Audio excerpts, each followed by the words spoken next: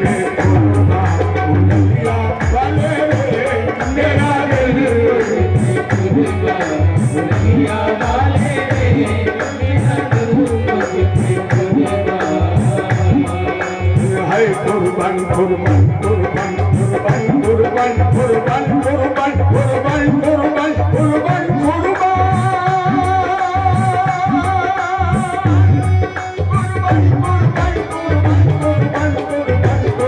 कुर्बान कुर्बान मेरा दिल तुझ पे कुर्बान मुरलिया वाले रे मेरा दिल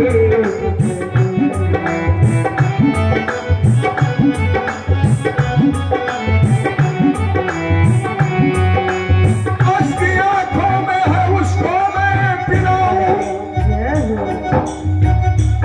उसकी आंखों में है उसको मैं पिलाऊं जुदाई का जहर पीकर जिए जा रहा हूं जुदाई का जहर पीकर जिए जा रहा हूं मुरलिया वाले रे श्यामलिया प्यारे रे मुरलिया वाले रे श्यामलिया प्यारे रे मेरा दिल तुझ पे कुर्बान मुरलिया वाले रे मेरा दिल तुझ पे मुरलिया वाले रे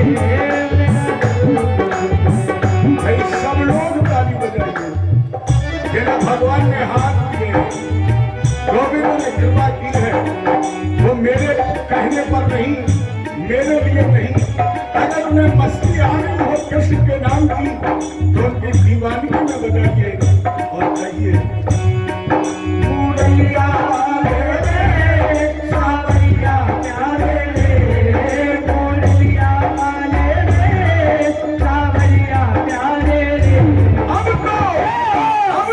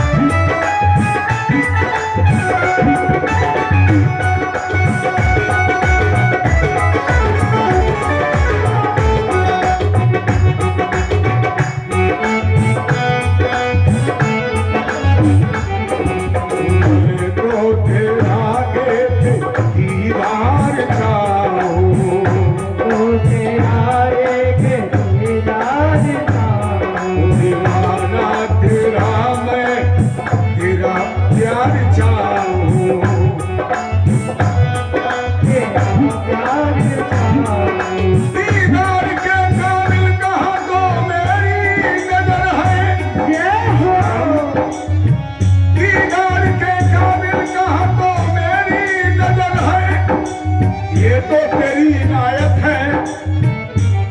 तेरा रुख दर है ये तो तेरी हिदायत है ये तेरा रुख दर है मैं तो तेरा दीदार चाहूं तो तेरा दीदार चाहूं दीवाना तेरा मैं तेरा प्यार चाहूं तेरा मैं तेरा प्यार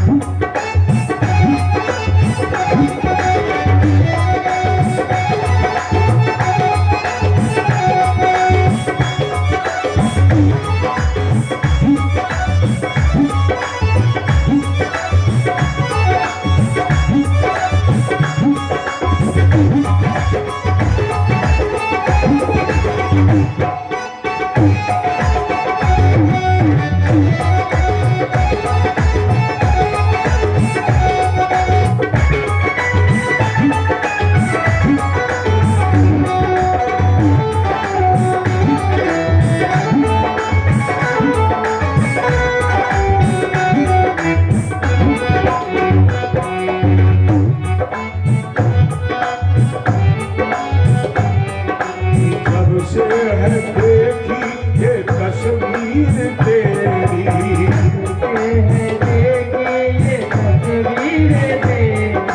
जब से है देखी ये तस्वीर तेरी,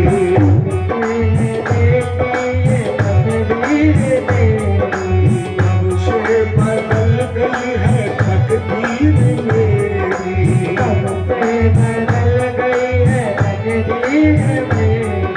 किसी की सूरत से नहीं मिलती सूरत तेरी, किसी की सूरत से नहीं मिलती सूरत तेरी, हम जहां में तेरी तस्वीर लिए बैठे हैं, शबनम से क्या फूल खिले माधो, शबनम से क्या फूल खिले, जब तक बरसात न हो, तेरी तस्वीर से क्या दिल भरे, जब तक मुलाकात न हो, तेरी तस्वीर से क्या दिल भरे, जब तक मुलाकात न हो, जब से है देखी ये तस्वीर तेरी, जब से बदल गई है तकदीर तेरी,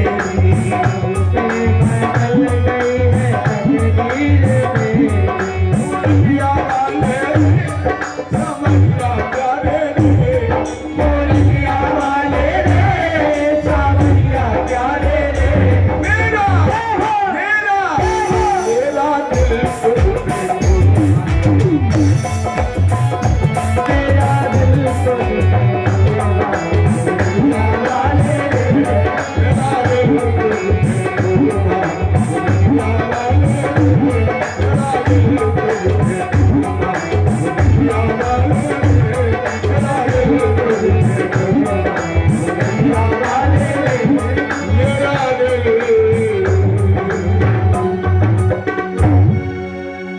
कृष्ण भगवान की। कब्जा ने कटोरा फेंक दिया, गली गली नृत्य करते हुए अपने आश्रम की तरफ। इधर भगवान वहां पहुंचे जहां कंस का वेदी पर धनुष रखा था। रक्षक कुछ पहुंच जान पाते इसके पहले भगवान ने करेण बामेन शलीलम मुदधृतम और सत्यम चक्रत्वा निमसेन पश्यत। भगवान कृष्ण ने बाएं हाथ से धनुष उठा लिया, दाहिने से प्रत्यंचा चढ़ाई और जैसे सिया स्वयंवर में लखा नखा धनुषो भाजमान से, धनुष के टूटने की आवाज से दिन में उल्कापात हो गया। दिग्गज चिन्हार करने लगे, धरा डगमगा गई, कंस की सिंहासन से औंधे मुंह गिर गया। भगवान बलराम ने आधा धनुष लिया, आधा कृष्ण ने, और अंग रक्षकों को मार पीट कर सूर्यास्त के साथ वापस आ गए। कंस को एक गिलास न तो भोजन और न एक बूंद पानी। क्यों? राजेंद्र व्यक्ति जमीन पर पैर रखे और आधा अगर छपे तो समझो उसका जीवन 6 महीना रह गया है। आप अपनी नाक को आंखों से देखें और अगर आंख से नाक का अग्रभाग दिखाई न पड़े तो समझो उम्र रह गई 1 महीने। और अदर्शनम स्वशीर्षा, अगर अपना सिर दिखाई देना बंद हो जाए छाया में, चंद्रमा या तारे आपको 2-2 दिखाई पड़े तो समझो अब तुम्हारी जीवन लीला समाप्त। कितना भी व्यक्ति बीमार हो, कितना भी अस्वस्थ हो, लेकिन 24 घंटे पहले संगपात और मरने से ठीक 2 मिनट पहले सारी बीमारियां खत्म। अगर डॉक्टर कह दे एकदम बीमारी में कि आप ठीक, तो समझो आपका चालान कट गया। क्योंकि संसार में जीव निरोगी आता है और निरोगी ही जाता है। तो कंस के मरने में तो केवल 24 घंटे रह गए और आपकी कथा में ज्यादा से ज्यादा 14 मिनट रह गए। और जिसको ये मालूम हो जाए कि 14 मिनट में मरना है, अच्छा बताओ, इसके सामने बढ़िया काजू की बर्फी प्लेट में रख दी जाए और कहा जा खाओ, खाने में लगेगा? टेंट है, इसमें कच्चे धागे में बांधकर तलवार सर पर टांग दी जाए, सर पर तलवार टंगी हो कच्चे धागे में, और सामने बढ़िया छेना के रसगुल्ला रखे हुए, खाओ। खाओगे भी तो सीधे पेट ही में जाएंगे, पता नहीं लगेगा मीठे हैं कि कड़वे हैं, क्योंकि पता नहीं कब जरा सा झोंका लगे और धागा टूट जाएगा। वही कंस की स्थिति है, न कुछ खा पाया न पी पाया। दूसरे दिन 3.5 हाथ ऊंची मंच पर कंस नग्न तलवार लिए बैठा है। इसके बाद कंस के 8 भाई बैठे हैं। इन 8 भाइयों के बाद चारों मुष्टिक संतोषल कूट बड़े बड़े विश्व विजेता पहलवान बैठे हैं। मथुरा के बाद वृद्ध बच्चे नर नारी सभी यथोचित आसन पर हैं। देवता यक्ष नाग किन्नर गंधर्व ये भी यथोचित आसन पर हैं। इसके बाद नंद आदि ग्वाले बैठे हुए हैं, जिनके पीछे तलवार लिए हुए खड़े हैं रक्षक। कंस का आदेश है कि अगर वो गांव में चलाने वाला ग्वाला जीतने लगे तो मेरे आदेश की प्रतीक्षा मत करना, तुरंत नटराज ग्वालों का कत्ल कर देना, देवकी वसुदेव को फांसी पर चढ़ा देना, कृष्ण बलराम को मार देना। मेरा आदेश है कि मथुरा की मल्लशाला के अंदर आने वाला एक भी ग्वाला किसी भी परिस्थिति में गोकुल जिंदा वापस जाने न पाए। दरवाजे पर 60,000 हाथियों का बल रखने वाला कुलियापीड नाम का हाथी, जिसे मदिरा पिला दी गई, शराब पिए हुए मत वाला, उसकी पीठ पर बैठा हुआ महावत, ये भी मदिरा पिए हुए, दोनों नशे में चूर। और नारद जी ने आवाज लगाई, नारायण। कंस ने कहा, बाबा बाबा जल्दी आओ। क्यों?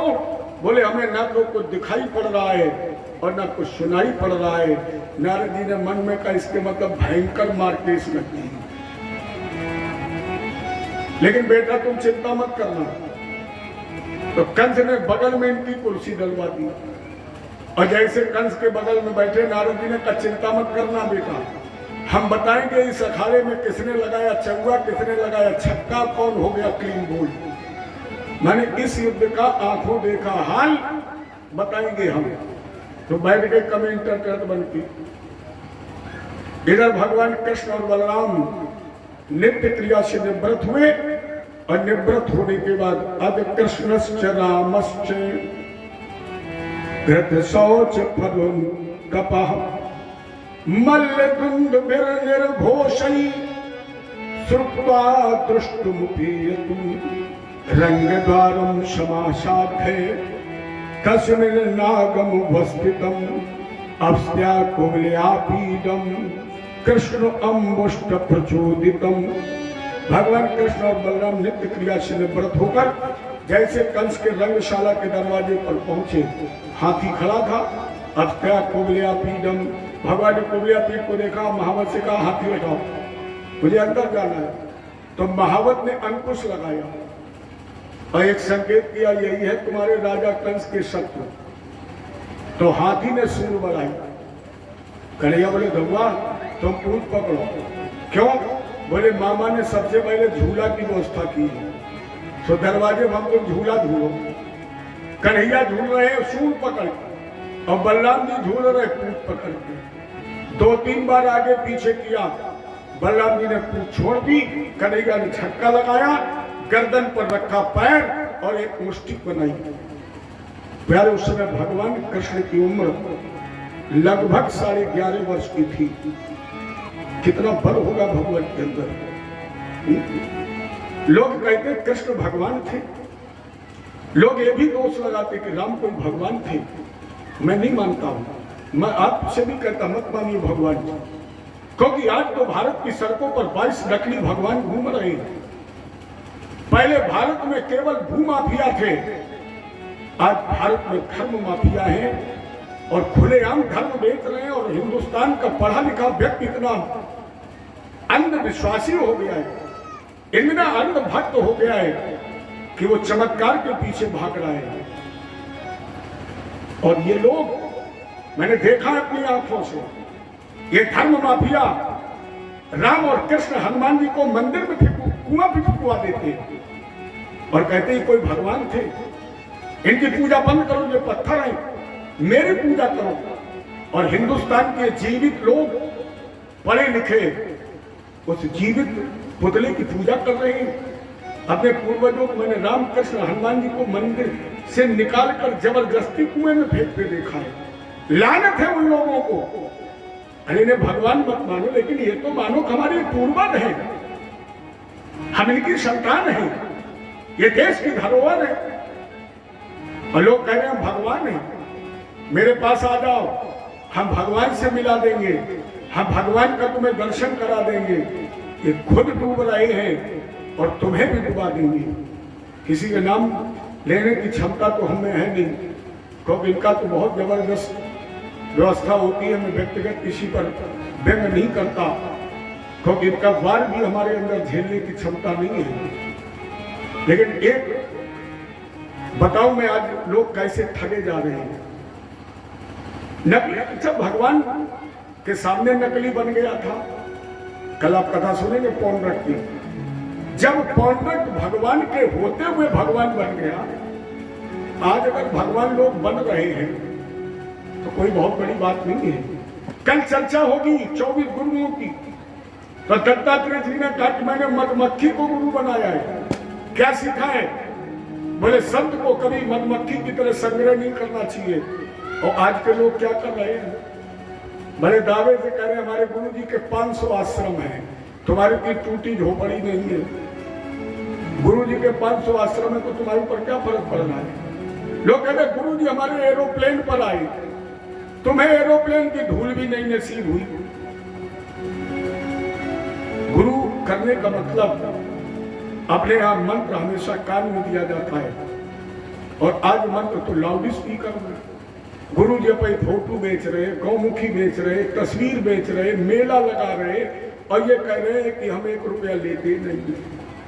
बताइए, अगर 10 रुपए की पानी की बोतल खरीदने से गुरु के माध्यम से किसी का कैंसर ठीक हो जाए, तो फिर ये 50-50 लाख रुपया लोग दे के डॉक्टर खाम डिग्री बनाते हैं।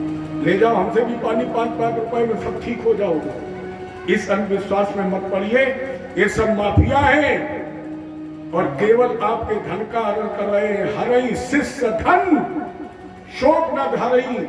अगर आपने गुरु किया और इसके बाद भी आपके पास दुख शोक संताप है, इसके मतलब ना तो आप ठीक हैं और ना आपका गुरु ठीक है। क्योंकि गुरु की छत्र छाया में जाने के बाद आपकी सारी व्याधियां समाप्त हो जानी चाहिए, तो गुरु ठीक है। और आप लोग जानते हो गुरु के पूरे शरीर में सबसे ज्यादा पवित्र क्या है? बताया आपको? अरे भैया सबको पता है, लेकिन आप बोलना नहीं चाहते। गुरु के शरीर में सबसे ज्यादा कुछ पवित्र है तो पैर का अंगूठा। गुरु पद नख मनगन ज्योति सुमरत दिव्य दृष्टि ये होती। और जिस गुरु के पैर का अंगूठा आपके आंगन तक नहीं आ सकता है, जिस गुरु का प्रवेश आपके घर में नहीं हो सकता है, ऐसे गुरु के करने से क्या लाभ है? इसे आपको चरण का अंगूठा न मिल पाए, जिसका आपको दर्शन न हो पाए, जिससे आपकी बात न हो पाए, और केवल लाउड स्पीकर से मंत्र दे दिया जाए, उस मंत्र का कोई महत्व है? चलिए घटना बताऊं मैं अपने कानपुर की, बिल्कुल सच्ची घटना। एक महात्मा जी, आजकल सब पैसे से पैसा, और हर व्यक्ति केवल पैसा पैदा करने में लगा है। भले ही हम ये कहते हैं कि मुझे नहीं चाहिए, या लोग मंच पर बैठते हैं कहते हैं ये कुछ साथ नहीं जाएगा, इसमें केवल आचार्यों का दोष नहीं, जनता का भी दोष है। आचार्य मंच पर ये कह रहा है कि तेरे साथ कुछ नहीं जाएगा, तो उस आचार्य से पूछो कि तुम 4 लाख तय करके आए हो, तुम्हारे साथ जाएगा? तुम दूसरे को उपदेश कर रहे हो और तुमने अपने दरवाजे पहले तय कर लिया है। ऐसे कथावाचक हैं जो आधे पहले वहां लेते हैं, 20-20 लाख में आते हैं, 10 लाख वहां एडवांस चाहिए, तब तारीख बुक होगी और इसके बाद आपके पंडाल में वो मंच पर तब जाएंगे पहले दिन जब आपका पूरा भुगतान हो जाएगा, नहीं तो मंच पर नहीं जाएंगे। ये कथावाचक है कि व्यापारी है? और जनता बड़े आनंद से देती भी है, क्योंकि हिंदुस्तान का नियम है। लोग कहते हैं, मैंने बुजुर्गों से सुना है कि गरीब की मदद तो भगवान भी नहीं करता है। गरीब की मदद भगवान भी नहीं करता है, क्योंकि गरीब आचार वो होंगे।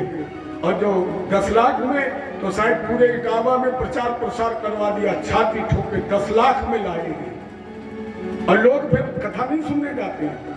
हमसे तो लोग यहाँ बताते भी हैं कि आज आपने अच्छी कही, यहाँ गलत हो गई, लेकिन वहां तो आप पहुंच भी नहीं सकते हैं। और लोग केवल देखने जाते हैं कि वो पंडित कैसा है जो 10 लाख में आया है।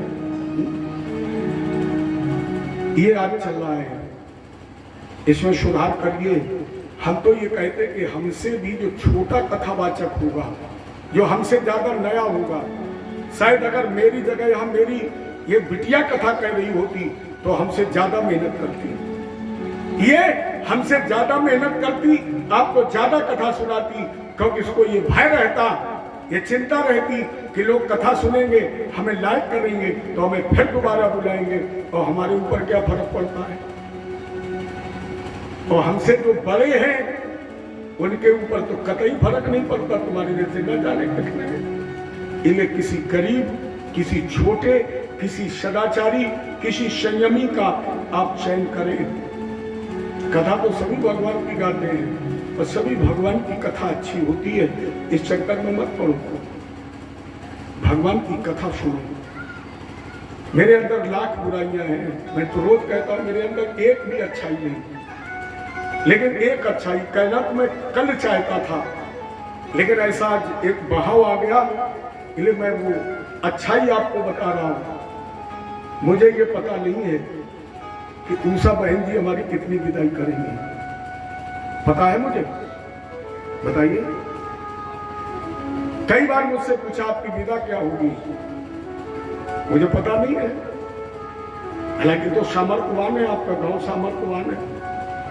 और 36वें वर्ष कथा में आपके क्षेत्र में ही अधिकांश मैंने कथाएं कही हैं। 12 महीने में 9 महीने हम इटावा क्षेत्र में ही रहते हैं।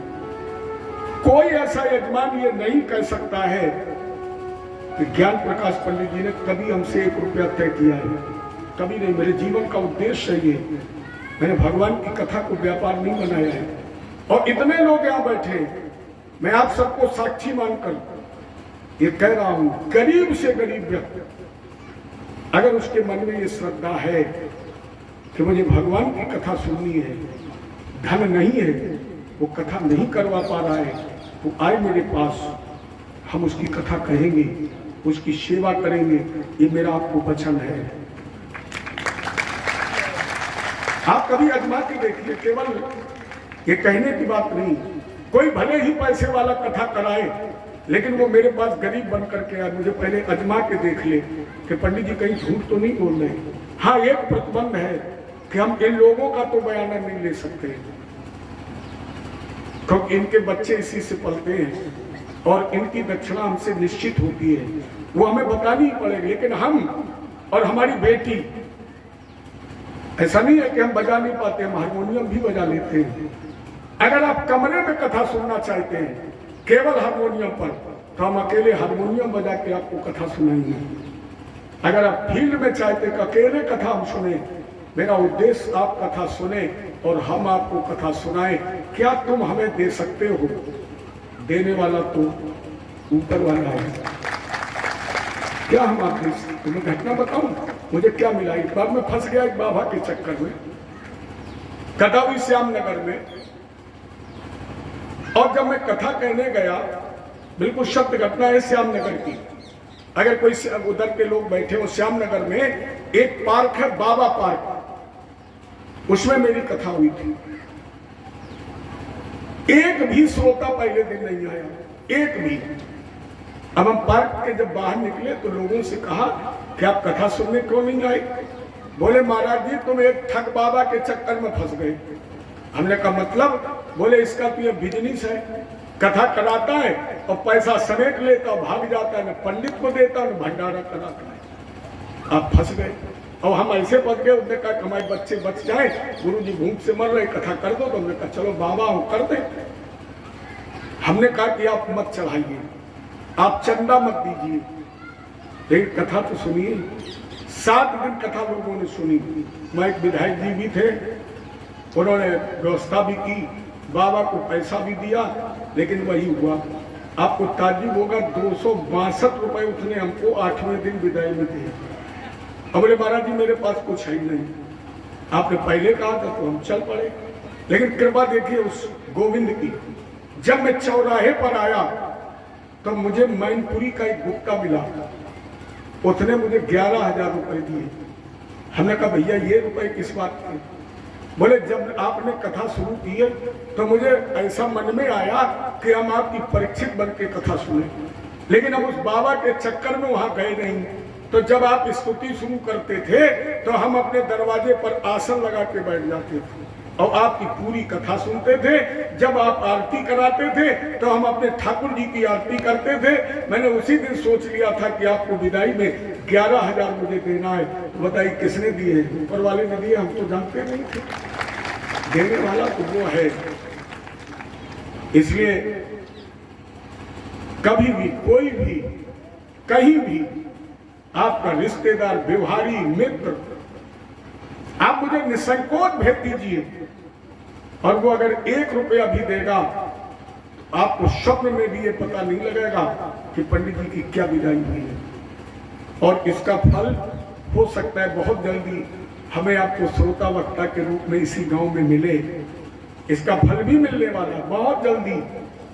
मैं कल तक इस अधेड़पुर में था कि मैं यहाँ कथा कहने आया, पता नहीं दूसरा एक बार आ पाऊंगा कि नहीं आ पाऊंगा, ये सोचा करता है। लेकिन गोविंद की इतनी कृपा है कि मैं जिस गांव में घुसता हूँ जल्दी जल्दी निकलता नहीं हूँ, और इस गांव में मैं घुसा हूँ।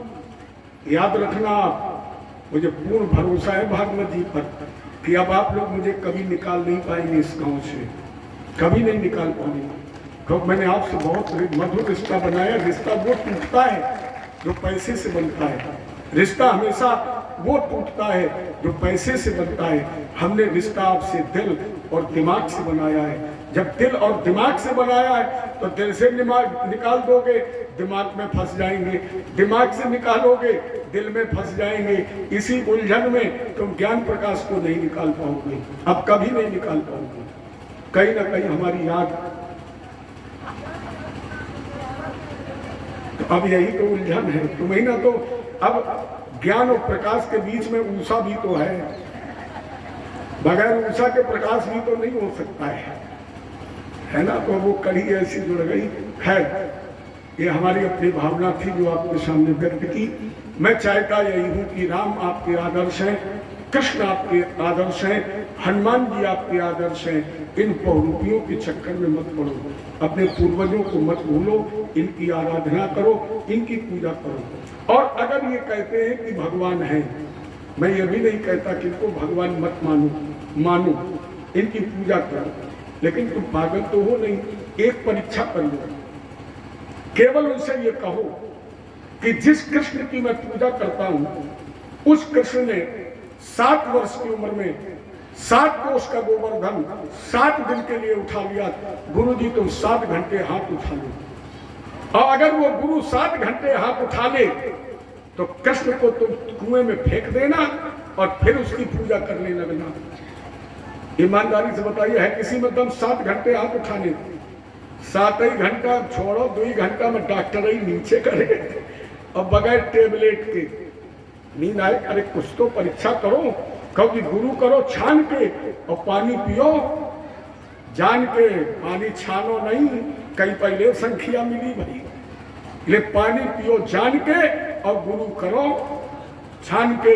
इले मत कर लो कि बढ़िया कपड़ा पहनते हैं, बढ़िया आश्रम है, बढ़िया कथा कहते नहीं, ऐसा मत करिए।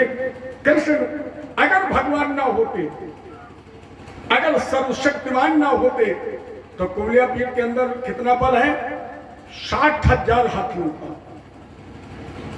और भगवान ने कितने में मार दिया? केवल एक मुष्टिक में। प्यारे बताइए, परमात्मा के अलावा और कोई कर सकता है? कोई नहीं कर सकता है, केवल परमात्मा ही कर सकता है। भगवान ने कुबल्या पीठ का उद्धार किया, दोनों दांत तोड़ लिए, एक रखा कृष्ण ने अपने कंधे पर, एक रखा बलराम जी ने अपने कंधे पर, और जैसे अंदर पहुंचे तो जागी रही भावना जैसी, प्रभु मूरत देखी दिन तैसी, छिन में सबही मिले भगवाना, उमा मरम यह काहू न जाना। किसी को पुत्र के रूप में, किसी को मित्र के, किसी को भाई के रूप में, किसी को शत्रु के रूप में, किसी को काल के रूप में मिले, तो कंस को भी भगवान कृष्ण, लेकिन महाकाल के रूप में। चारों तरफ से आवाज आई, कंस जिंदाबाद, कंस तुम्हारी जय हो। लेकिन मन में सोच रहे थे, भगवान कितनी जल्दी, अब मारे भाई के आतंकवादी है ना, तो जनता सोच रही थी अगर कहीं हमने झंडा लगा दिया कृष्ण का और ये बच गया तो फिर गिन गिन के मारेगा। इसलिए कंस को पता ही नहीं लग पाया कि लोग झंडा लगाए सपा का, अब वोट डाल रहे भाजपा का, पता ही नहीं लग पा रहा। कंस ने कमाल को घेर कर कृष्ण बलराम प्रहलाद जी का रुको रुको रुको, आखिरी वाला गांव पहले चलाए दे रहे। ये बादाम खा रहे 5-5 किलो, चारों मुष्टि गिल का क्या होगा? कंस ने कहा लड़ा, नारद जी ने कहा कि वो चारों ने ताल ठोक लिया, आओ कृष्ण। कन्हैया बोले, कहे भैया हम तुम्हारा जोर है, कहा तुम विश्व विजेता पहलवान, काम 11 साल के बच्चे, और अखाड़े में कुश्ती कैसी होती? बाला वयम तुल्य बले क्रीडस्यामो यथोचितम। अखाड़े में तो मनोरंजन होता है, दो पहलवान लड़ते हैं, दांव चलाते हैं, जनता का मनोरंजन होता है, ये खेल है। ज्यादा से ज्यादा बराबर का ना मिले तो 19-20, 18-20, ऐसा तो नहीं कि 10-20। इधर जाओ चारों, हमारा तुम्हारा जोड़ नहीं है। चारों ने कहा, ये छलिया हम जानते हैं। भगवान बोले, जानते हो फिर काहे मरो चाह, या तो हमें बच्चा समझ के बैठ जाओ, प्राण बच जाएंगे, और अगर जानते हो तो बैठ जाओ, काहे काम तो आओ, एक भूसा में काम हो जाए। चारों ने कहा, हम तो बैठ जाते जब ये बीड़ा वाले बाबा बैठेंगे। ये नारद जी ने कहा, है क्या बात हो रही? ये नूरा कुश्ती नहीं होगी, मार पछाड़ करेगा। बोले तो फिर आओ। तो कृष्ण और चारूर की, बलराम और मुष्टिक की। लेकिन कन्हैया के अंदर वो गजब की फुर्ती है, हाथ मिला, एक बार घुमाया और गोविंदाय नमो नमः। लेकिन बलराम जी थे धरती पकड़ पहलवान।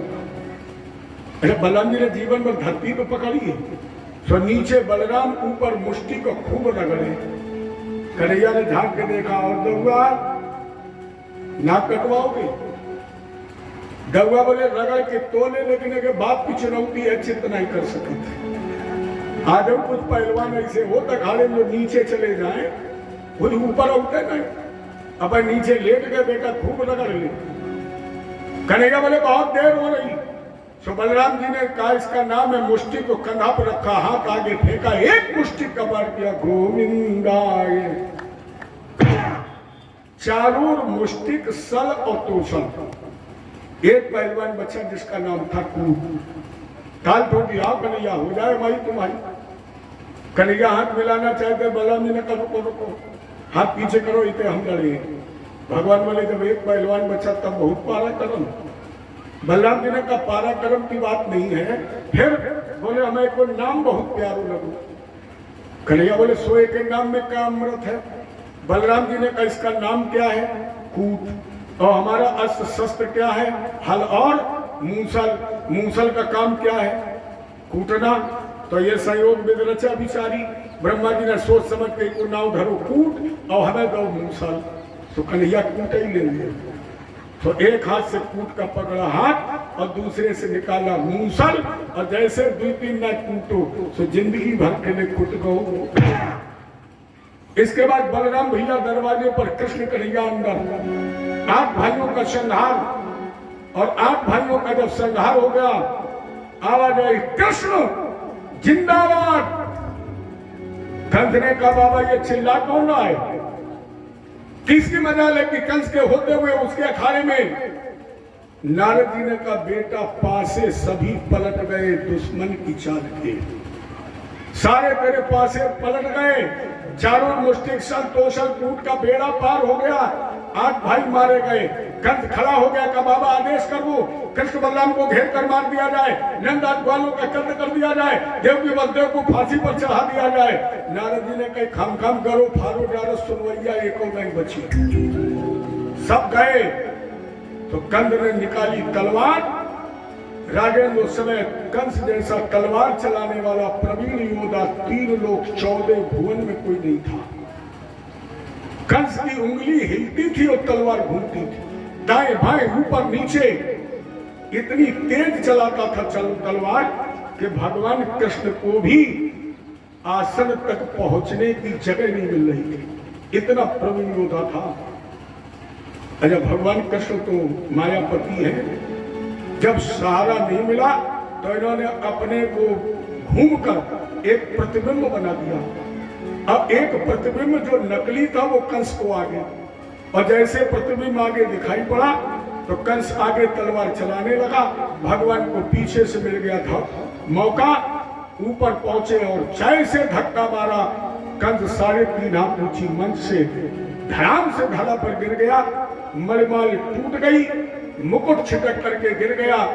भगवान ने मामा कंस के बाल देखे, अचानक माँ के बालों की याद आ गई। मामा याद कर, एक दिन तू सिंहनाद कर रहा था और मेरी माँ इसी तरह पृथ्वी पर पड़ी थी, मेरी माँ के बाल बिखरे हुए थे, वो दया की भीख मांग रही थी और तू सिंहनाद कर रहा था।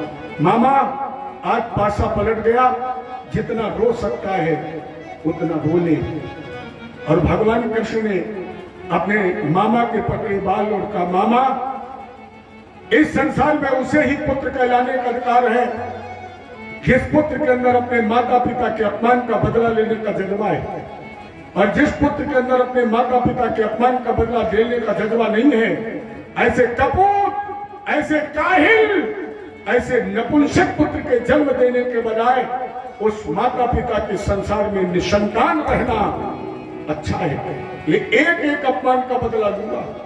मामा याद करो, तुमने सिंहनी को घायल करके छोड़ दिया है, और राजनीति ये कहती है कि शत्रु को छेड़ो नहीं, अगर शत्रु को छेड़ दिया तो फिर उसे जीवित छोड़ो नहीं, क्योंकि शत्रु को अगर जीवित छोड़ दिया तो तुमने तो उसे छोड़ दिया है, लेकिन वक्त आने पर वो तुम्हें कभी नहीं छोड़ेगा।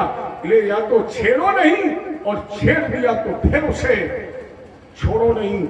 मामा तुमने एक सिंहनी को घायल करके छोड़ा, और उस घायल सिंहनी के गर्भ से जन्म लेने वाला 8वां सिंह कृष्ण हूं मैं।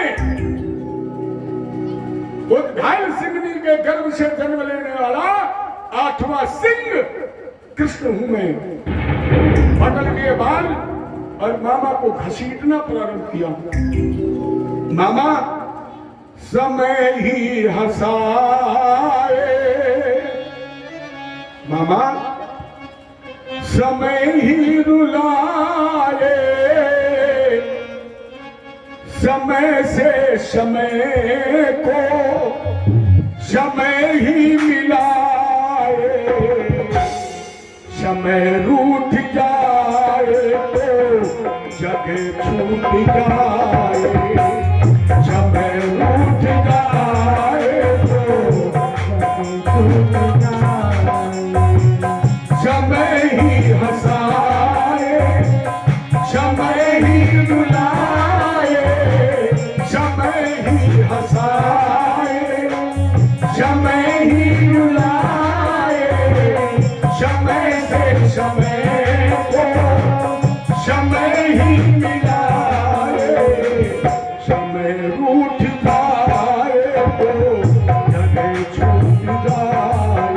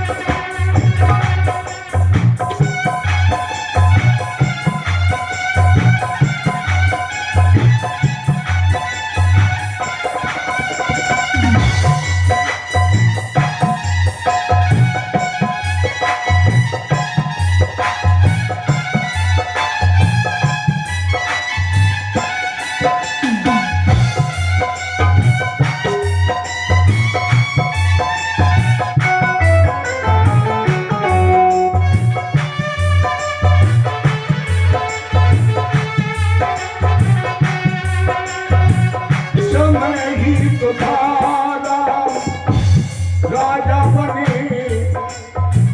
समय ही तो था राम बने बन भी। ये समय की गति थी। जो राजा बनने जा रहा था वो वनवासी हो गया, और वही वनवासी राम फिर 14 वर्ष के बाद राजा बन गया। समय की बात है ये, क्योंकि किसी समय का दिन पड़ा, किसी समय की रात। मामा समय ही हंसाए, समय ही रुलाए, समय ही हंसाए, समय ही रुलाए, समय से समय को समय ही मिलाए, समय रूठ जाए, समय छूट जाए, समय रूठ जाए तो बाबा अब तुम्हारा समय समाप्त। मलशाला में चारों तरफ घसीटा, देवताओं ने पुष्प वृष्टि की, साधुवाद के नारे लगे, चारों तरफ से जय घोष हुआ।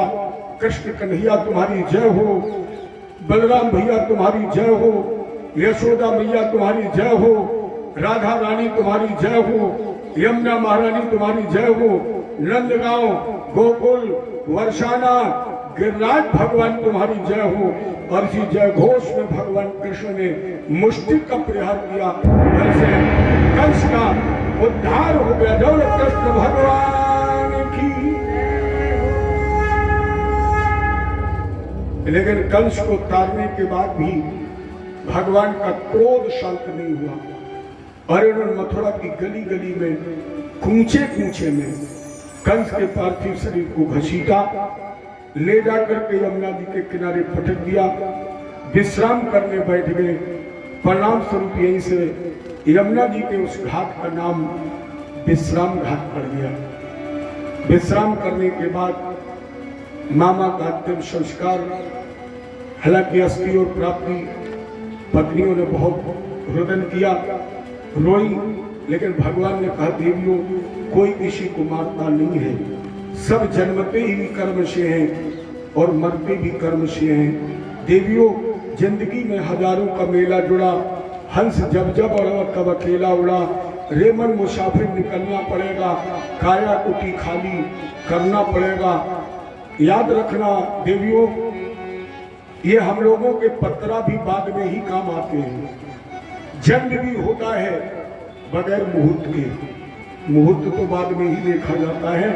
जन्म भी होता है बगैर मुहूर्त के, और व्यक्ति की मृत्यु भी होती है बगैर मुहूर्त के। पत्रा जन्म के बाद और मृत्यु के बाद ही देखा जाता है। उसी प्रकार हम आप जलाए जाएंगे, गाड़े जाएंगे, ये भगवान की बनाई हुई परंपरा नहीं है। परमात्मा की परंपरा जन्म और मृत्यु है, लेकिन मृत्यु के बाद तुम्हारा क्या होगा ये परमात्मा की बनाई हुई परंपरा नहीं है, ये लोकापवाद है, ये लोकाचार है। परमात्मा तो जन्म देता है और मृत्यु देता है। 4 चीजें निश्चित हैं, मरने वाला, मारने वाला, समय और स्थान। देवियों जब चारों चीजें एक साथ होती है तो व्यक्ति को मरना ही पड़ता है। जिंदगी एक किराए का घर है, एक ना एक दिन बदलना पड़ेगा। मौत जब तुमको आवाज देगी घर से बाहर निकलना पड़ेगा। एक लाइन गजल की मैं आपको सुनाऊं।